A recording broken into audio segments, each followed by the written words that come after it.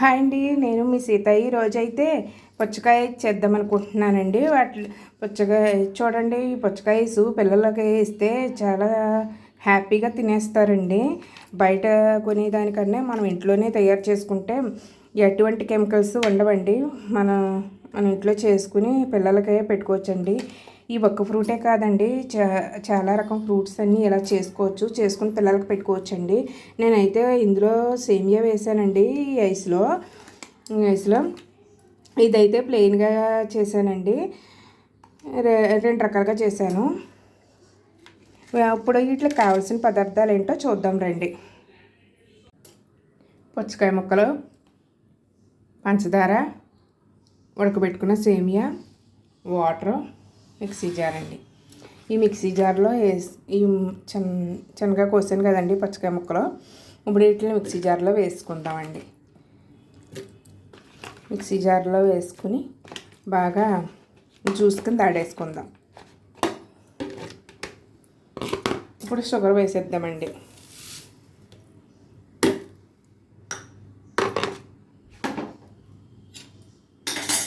ఇప్పుడు కొంచెం వాటర్ కూడా కొద్దిగా వేద్దామండి. ఎలాగా ఇందులో వాటర్ ఉంటుంది కాబట్టి మనకి ఎక్కువ అవసరం లేదు, కొద్దిగా వేసుకుందాం సరిపోద్ది. ఇప్పుడు మెత్తగా జ్యూస్లా చేసేద్దామండి. ఇప్పుడు దీన్ని ఇంతేనండి, ఆడేసానండి. ఇప్పుడు వడకట్టేసుకుందాం. ఇందులో వేసి వడకట్టేద్దామండి.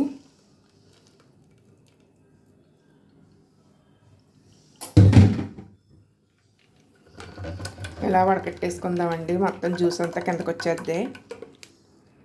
నా దగ్గర అయితే ఇలా ఐసులు చేసుకుని ఉన్నాయండి. నేనైతే అందులో వేసుకుంటున్నాను.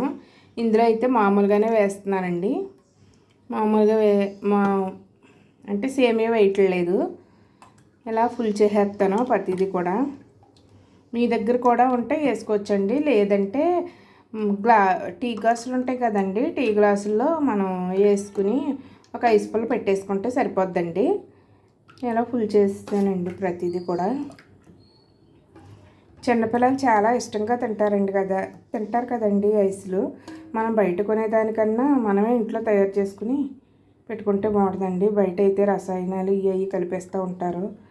మనం చేసుకున్నదైతే బాగుంటుందండి. ఇలా మూతలు పెట్టేస్తానండి.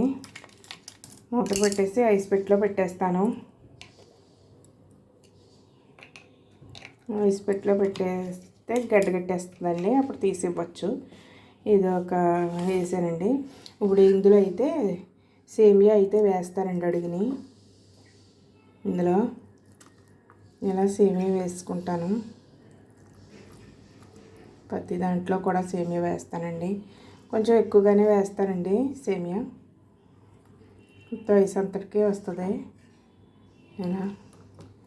ఇలా పిల్లలకు మనం చేసి పెట్టామనుకోండి, వాళ్ళు బయట ఐసులు గట్ట అడగరండి. మన ఇంట్లోనే తిన్నాక ఇష్టపడతారు.